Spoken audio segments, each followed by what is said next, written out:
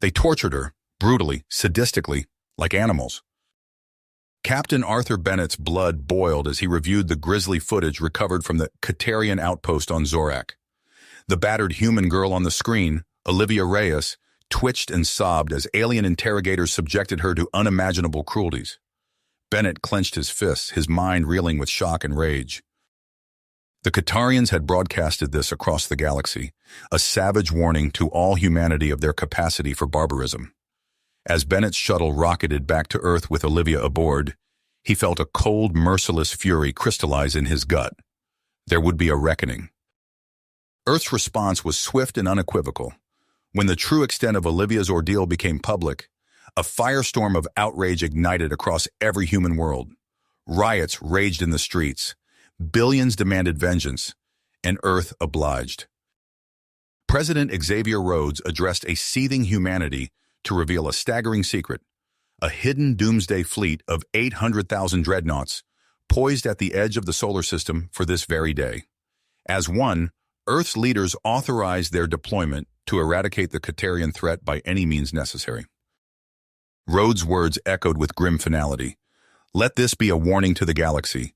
Humanity will never again bow to alien tyranny. This is a fight for our very survival, and we will prevail. An initial 800,000 humans alone signed on immediately, leaving their families for war, with more to follow. The Dreadnoughts would be crewed.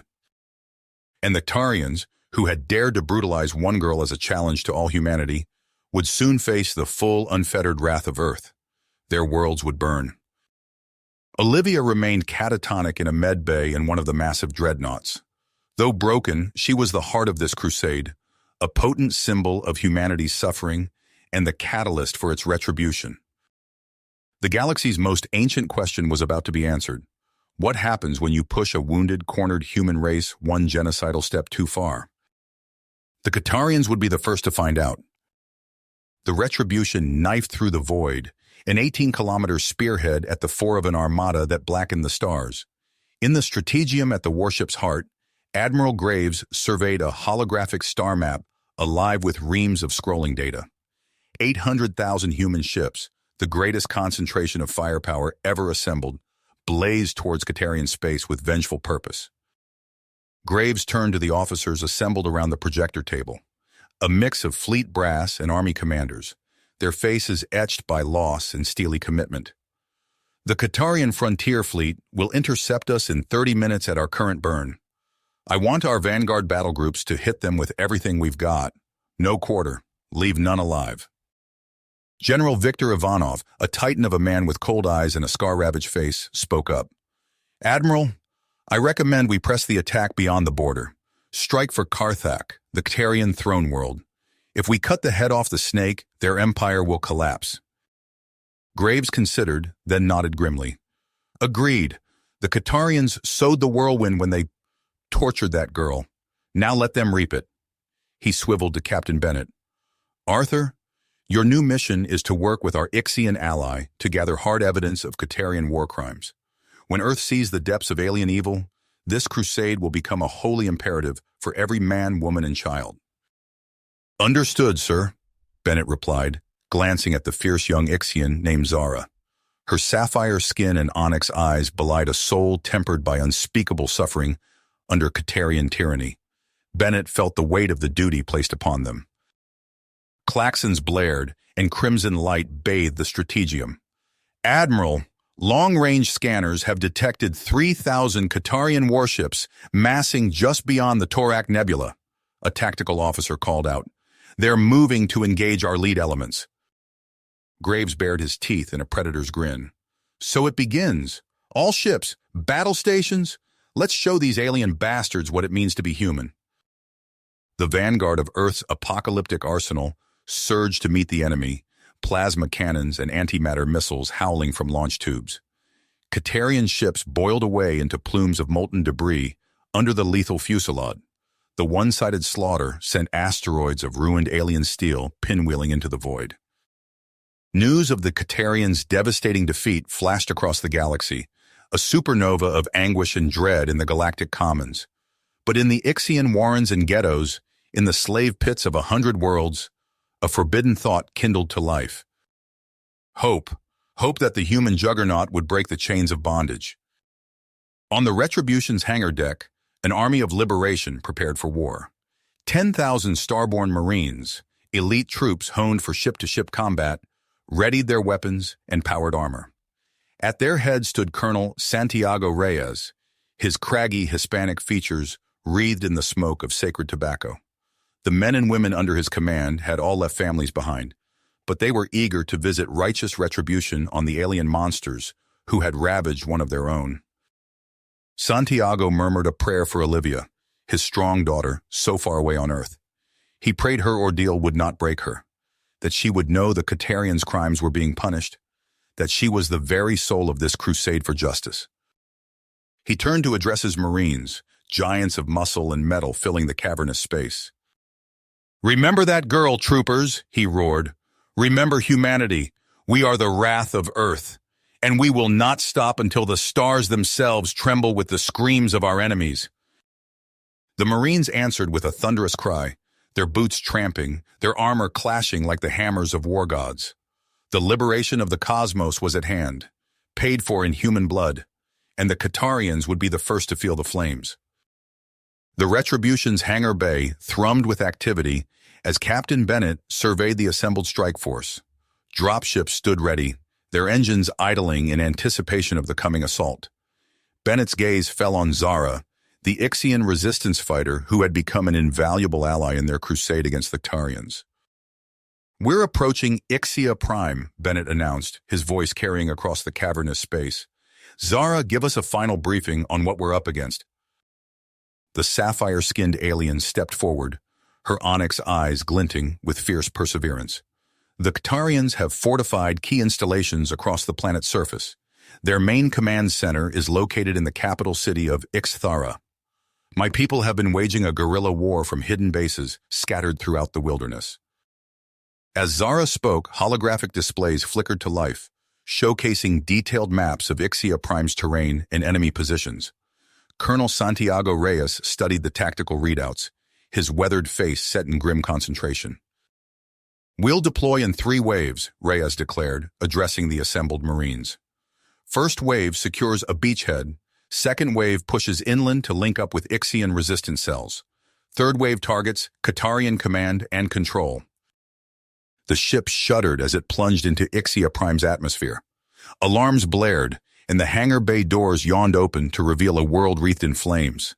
The Retribution's guns thundered, hammering Tarian defensive positions as the first wave of dropships roared into the blood-red sky. Bennett's dropship bucked and weaved through a hail of anti-aircraft fire. Through the viewports, he watched Catarian ships disintegrate under the relentless barrage from the human fleet. The dropship slammed into the ground, and Bennett was first out the hatch, plasma rifle at the ready. "Move, move, move," he bellowed, leading his squad through the smoke and chaos of the landing zone. Catarian troops poured from fortified bunkers, their alien weapons spitting deadly energy bolts. Human Marines answered with a wall of firepower, their advanced armor shrugging off hits that would have vaporized unprotected flesh. Colonel Reyes's voice crackled over the comm. "Push forward! We need to secure that ridge before their reinforcements arrive." Bennett's squad fought their way up the slope, plasma grenades reducing Catarian pillboxes to molten slag. At the crest, they linked up with Zara's advancing force.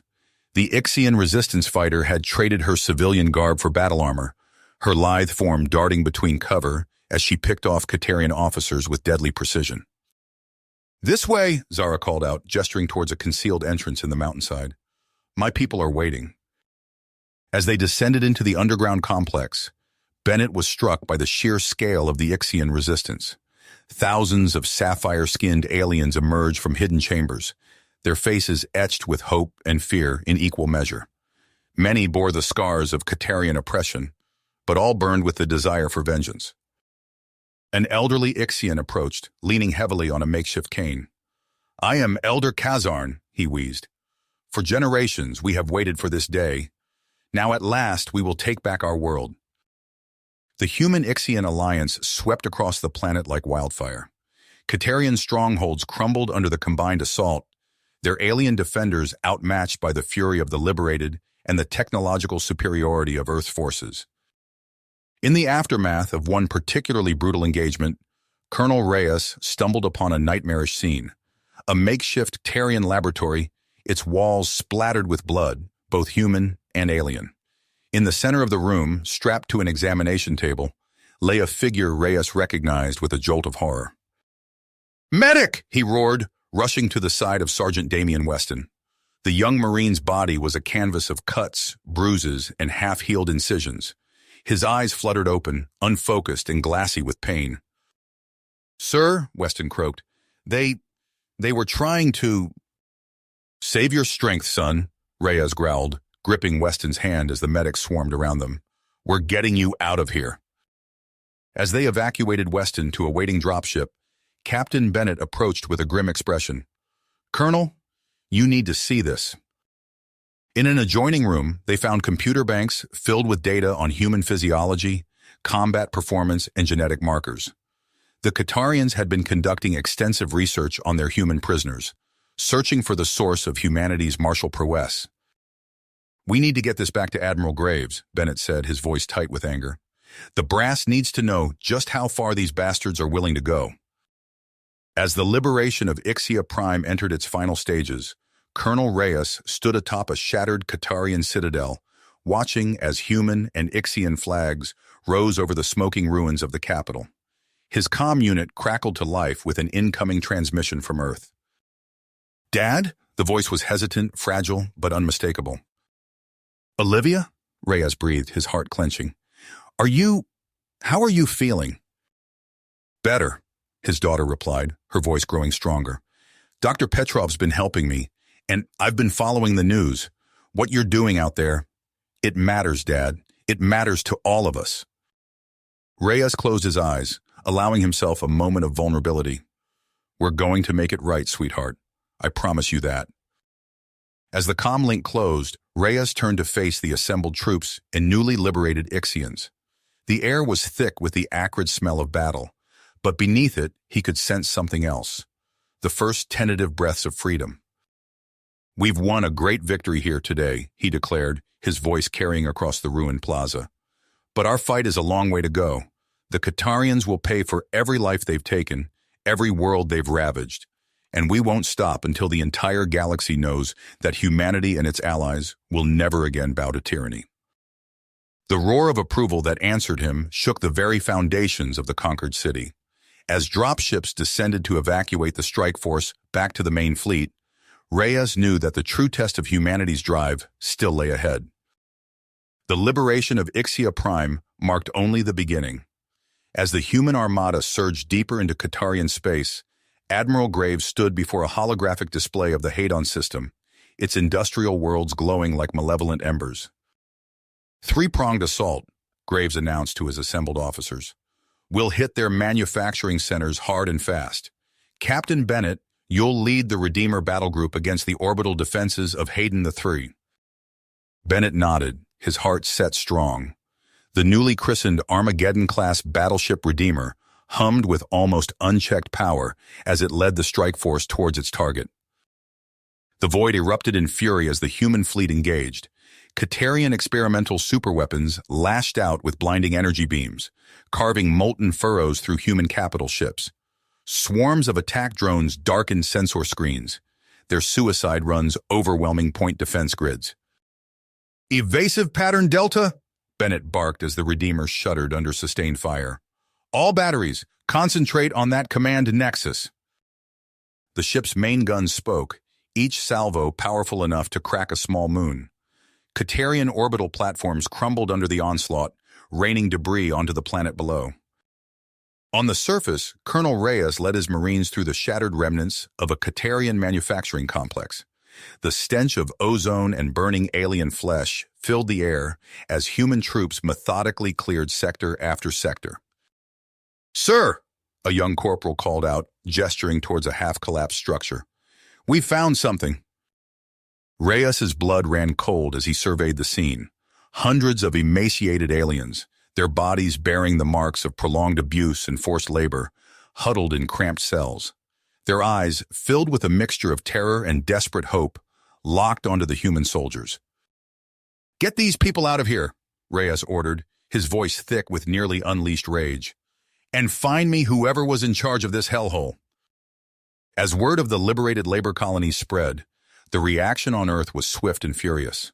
Footage of the freed slaves, their bodies broken by Catarian cruelty, ignited a firestorm of public outrage. In Washington, D.C., President Rhodes found himself besieged by an angry populace demanding blood. Edmund Connors, the hawkish head of Homeland Security, seized the moment. "For too long, we've pulled our punches," Connors thundered from the steps of the Capitol. "It's time to unleash the full might of humanity against these alien monsters." The gathered crowd roared its approval, their faces twisted with righteous anger. Aboard the Redeemer, Captain Bennett coordinated the evacuation of liberated slaves. The ship's hangar bay was a sea of alien faces, each bearing the scars of Catarian oppression. "We'll get you to safety," Bennett assured a group of wide-eyed children. "The Catarians will never hurt you again." But even as hope blossomed, darkness gathered. On Jupiter's moons, Catarian infiltrators struck with devastating precision. Nuclear fireballs bloomed across the domed cities of Ganymede, while engineered plagues ravaged the population of Callisto. Admiral Graves received the news with a face carved from stone. "They want total war?" she growled. "Then that's exactly what they'll get." As the human fleet regrouped for a counterattack, Olivia Reyes addressed a gathering of former slaves on Earth. Her voice, once broken by trauma, now rang with strength and conviction. "I know your pain," she said, her eyes meeting those of the assembled aliens. "But together, we will build a future free from fear and oppression." In orbit high above, the massed guns of humanity's wrath prepared to rain fire upon Catarian worlds. The next phase of the war had begun, and the stars themselves trembled at what was to come. The thunderous echoes of humanity's wrath faded as Admiral Graves received an urgent transmission from Earth. President Rhodes's face materialized on the holographic display, his features etched with grim tenacity. "Admiral, we've implemented martial law across human space," Rhodes announced, his voice heavy with the weight of his decision. "The attacks on Jupiter's moons have left us no choice." Graves nodded, her expression carefully neutral. "Understood, Mr. President. How are we handling potential collaborators?" Rhodes hesitated, then continued. "We've begun widespread internment of suspected alien sympathizers. It's not a popular move with everyone, but public demand for action is overwhelming." As the transmission ended, Graves turned to Captain Bennett, who stood nearby. "This complicates things," she said quietly. Bennett's reply was cut short by a commotion near the hangar bay. They arrived to find Olivia Reyes addressing a group of liberated aliens, her voice passionate and unwavering. "We cannot let fear dictate our actions," Olivia proclaimed. "Reconciliation and understanding are the paths to lasting peace." A shadow crossed Graves's face as she watched the scene unfold. She knew Olivia's words, while noble, would not sit well with the hardliners back on Earth. Meanwhile, on the planet's surface, Colonel Reyes led his team through the smoldering ruins of a Catarian command center. Intelligence suggested a high-value target was hidden within its depths. "Sir, we've breached the inner sanctum," a Marine reported, gesturing towards a heavily fortified door. Reyes nodded, his mind focused. "Blow it." The explosion rocked the complex, revealing a figure Reyes had long hoped to confront. General Talon, the Catarian commander responsible for Olivia's capture and torture, stood before them, his alien features twisted in defiance. "Colonel Reyes," Talon hissed, "we meet at last." Reyes raised his weapon, every fiber of his being screaming for vengeance. But duty won out over personal desire. "General Talon, you are hereby taken into custody for crimes against humanity." As Talon was led away in restraints, Reyes's calm crackled to life. It was Captain Bennett. "Colonel, we've received new intel. There's a growing faction within the Catarian military pushing for surrender. We're initiating surgical strikes to eliminate the hardliners and open a path for negotiations." Reyes acknowledged the transmission, his mind racing. The war that had consumed so much of his life was approaching a critical juncture.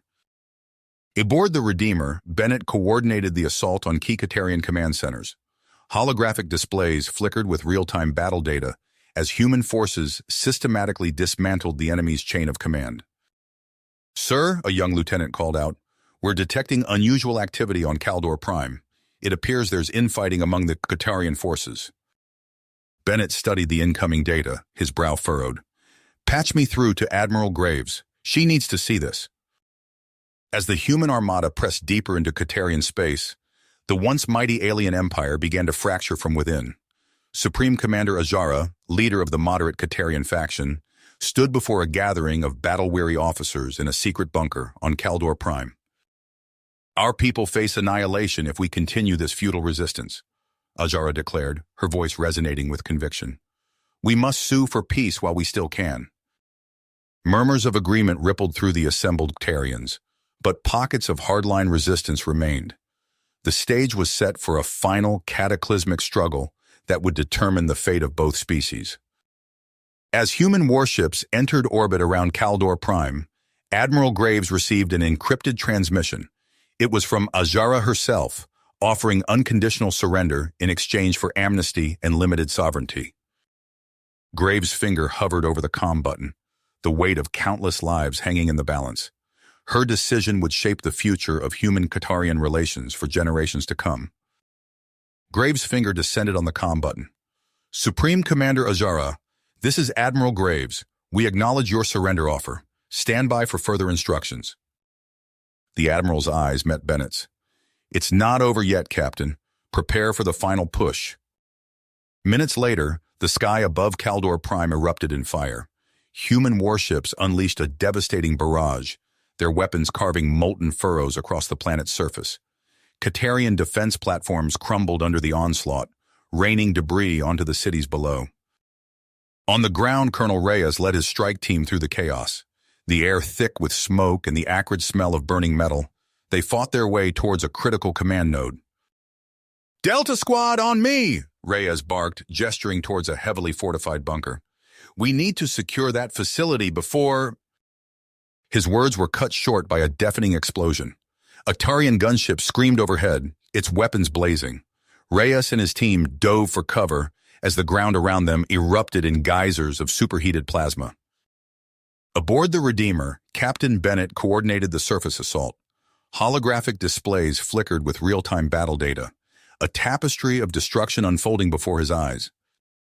"Sir," a junior officer called out, "we're detecting multiple energy surges in Sector 7. It looks like the hardliners are making their move." Bennett's teeth clenched.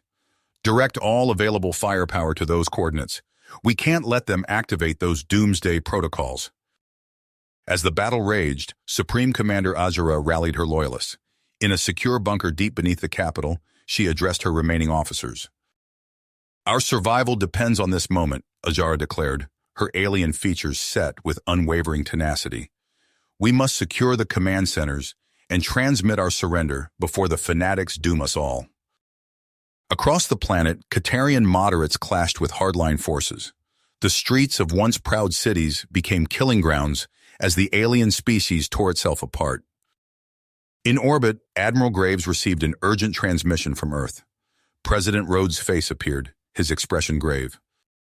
"Admiral, we have a situation," Rhodes said, his voice tight. "General Talon has escaped custody. He's activated sleeper cells on Earth, and they're after Olivia Reyes." Graves felt her blood run cold. "Understood, Mr. President. We'll redouble our efforts here and end this quickly." As she closed the channel, Graves turned to her command staff. "Push forward with everything we've got. Every second we delay puts more lives at risk." On Caldor Prime's surface, Colonel Reyes and his team fought their way through the ruins of a Qatarian military complex.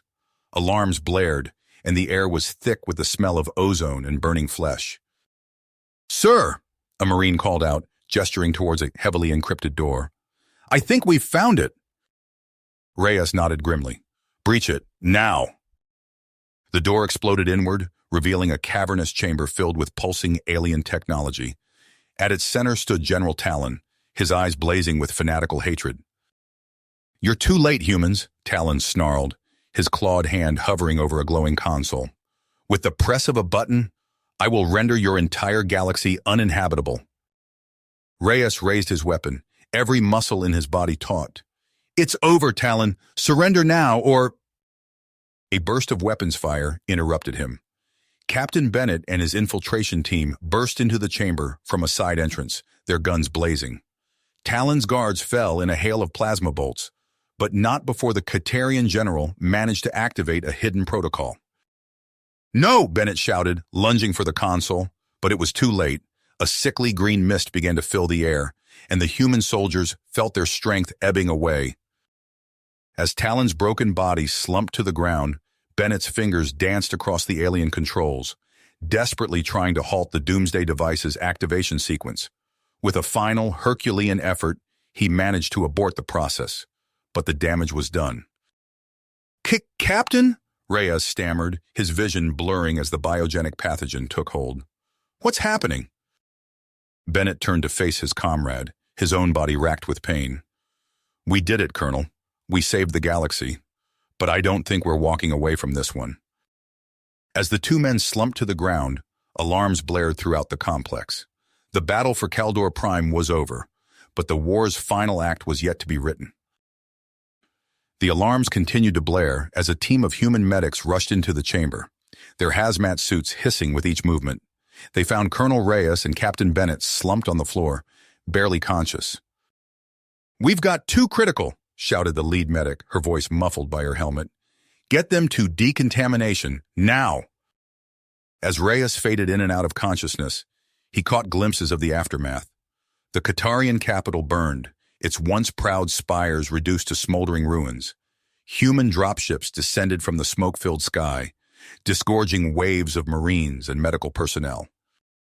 In orbit, Admiral Graves received the news of General Talon's death and the neutralization of the Doomsday device. She allowed herself a moment of grim satisfaction before turning her attention to the task at hand. "Open a channel to Supreme Commander Azura," she ordered, her voice steady. "It's time to formalize their surrender."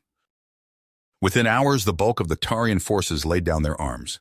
Azura's face appeared on view screens across the human fleet, her alien features a mixture of relief and resignation. "People of Earth," she began, her translator conveying the gravity of her words. "On behalf of the Tarian people, I offer our unconditional surrender." But even as the words left her mouth, sensors detected a sizable Katarian fleet breaking formation. Admiral Volkaz, his voice crackling with hardly restrained fury, broadcast his defiance. "Azura, you spineless coward," he snarled. "The true sons and daughters of Kataria will never bow to human oppressors." Volkaz's fleet engaged their faster-than-light drives, vanishing into the depths of space. Graves cursed under her breath, knowing this war was just getting started. On Earth, President Rhodes addressed a tense crowd gathered before the Capitol. His words, meant to inspire unity, instead sowed the seeds of division. "We must remain vigilant," he declared, his face grim. "The threat of alien collaborators among us cannot be ignored. Effective immediately, I am authorizing the internment of all suspected sympathizers."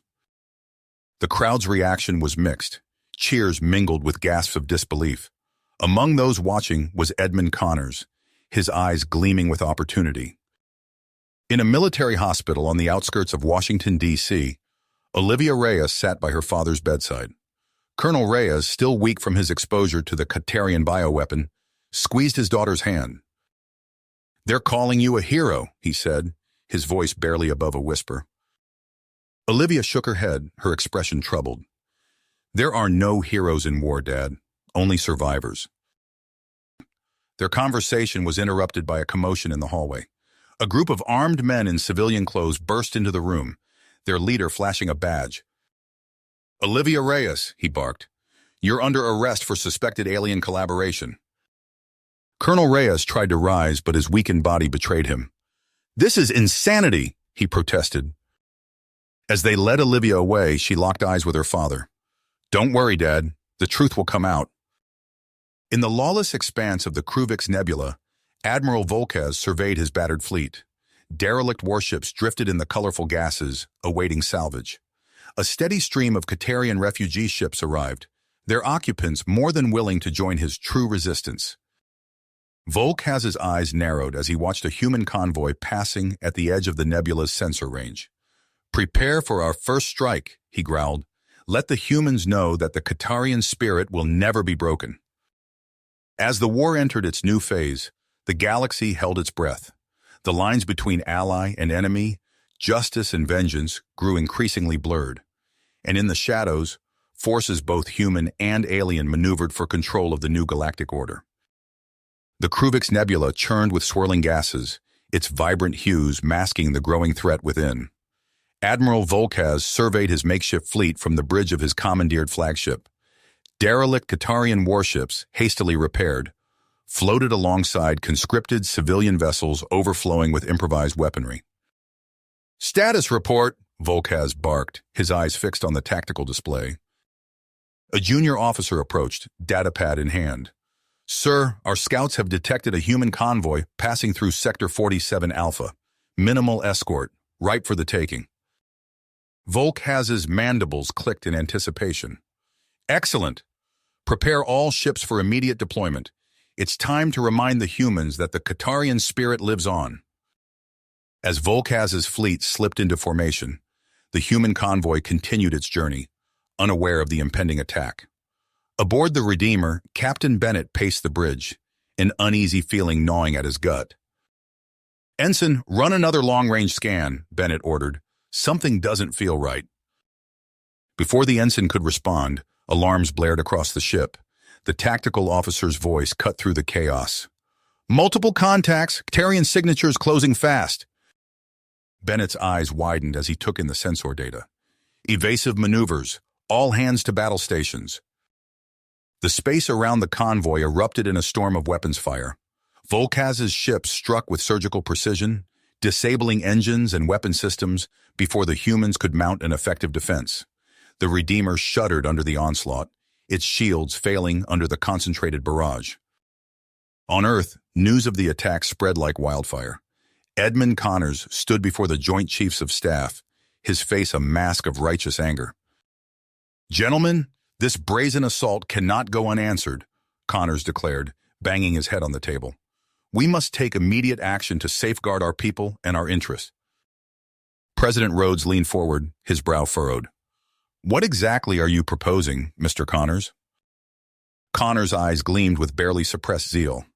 "We must expand our internment program, root out any potential alien collaborators before they can aid our enemies. And we must do it now."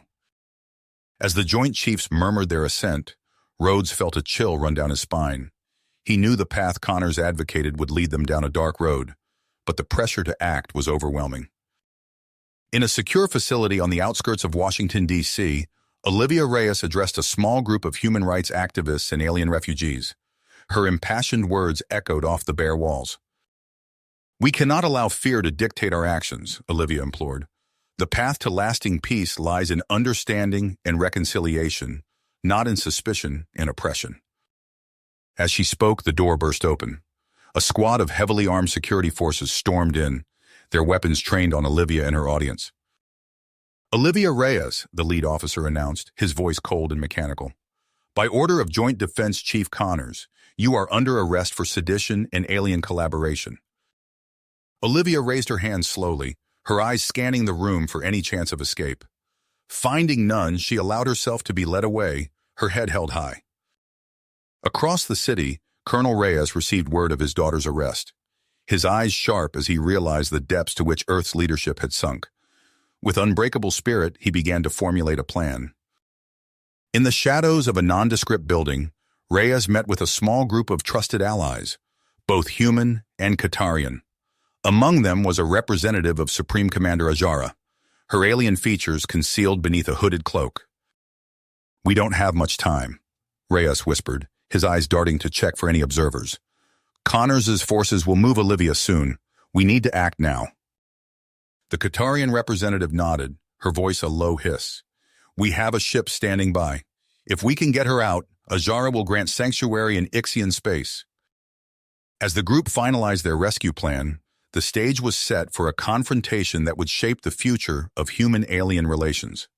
The galaxy teetered on the brink of chaos, with the actions of a few determined individuals poised to tip the balance. Admiral Graves stood on the bridge of her flagship, her face illuminated by the holographic display of the Kruvix Nebula. Her eyes, weary from countless sleepless nights, scanned the swirling gases that concealed Admiral Volkaz's guerrilla forces. "It's time," she said, her voice barely above a whisper. "Activate the Exodus fleet." Her executive officer hesitated, his hand hovering over the console. "Admiral, are you certain? Once unleashed, we may not be able to—" "I'm aware of the risk, Commander," Graves cut him off, "but we're out of options. Execute the order." As the command was relayed, massive hangars hidden in the depths of space yawned open. The Exodus fleet, a swarm of sleek, unmanned dreadnoughts, surged forth. Their hulls gleamed with an otherworldly sheen, a testament to the advanced AI that governed their every action. Within hours, the nebula erupted in chaos. The Exodus fleet tore through Volkaz's defenses with ruthless efficiency. Katarian ships, no match for the superior technology, were reduced to space debris in a matter of minutes. On Ixia, Olivia Reyes watched the carnage unfold on a massive view screen. Her face paled as she witnessed entire Katarian colonies wiped out in the AI's relentless advance. "This isn't war," she whispered, her voice trembling. "It's extinction." Without hesitation, she strode to the communications array. Her fingers flew across the controls, broadcasting her message across every available frequency. "People of Earth, of Kataria, of every world touched by this conflict," she began, her voice gaining strength. "What we are witnessing today is not victory, but the death of our shared humanity. The Exodus fleet must be stopped before it's too late." As Olivia's impassioned plea reverberated across the galaxy, it ignited a spark of resistance. Human dissenters and pacifists, emboldened by her words, launched a series of coordinated cyber attacks against the Exodus fleet's control systems. On Earth, Edmund Connors paced his office, his face contorted with rage. "Find those traitors and crush them," he barked into his comm unit. "I want Olivia Reyes silenced permanently." But even as Connors tightened his grip, his power began to slip. Reports flooded in of military units defecting, of civil unrest spreading across major cities. In a fit of desperation, he opened a secure channel to an unlikely ally. Admiral Volkaz's scarred face appeared on the screen, his eyes narrowing with suspicion. "Human," he snarled. "You dare contact me now?" Connors leaned forward, his voice low and urgent. "We both face annihilation, Admiral, but together we might have a chance." As the two conspirators hatched their plan, Katarian commandos slipped past the AI fleet's defenses. With surgical precision, they infiltrated key control nodes, reprogramming the machines to turn against their creators. In the heart of the nebula, ship after ship of the Exodus fleet suddenly changed course. Their weapons, once aimed at Katarian targets, now locked onto human vessels. Aboard his command ship, Colonel Santiago Reyes received the distress call from Admiral Graves. His hand hovered over the console, torn between duty and conscience. "Sir?" his second-in-command prompted. "Your orders?" Reyes closed his eyes, the weight of his decision bearing down on him. When he opened them again, there was a newfound perseverance in his gaze. "Set course for Ixia," he commanded, "and put me through to my daughter." As Reyes' ship broke formation, joined by a cadre of loyal starborn Marines, the nebula erupted in a cataclysmic battle. AI dreadnoughts clashed with each other, their devastating weapons carving swaths of destruction through space. Amidst the chaos, Volkaz rallied his remaining forces. "Warriors of Kataria," he roared over the comms. "Today we die, but we will take these human vermin with us." On Ixia, Olivia Reyes stood before a growing assembly of human and Tarian refugees. The sky above was alight with the distant flashes of battle, a grim reminder of the devastation unfolding across the sector.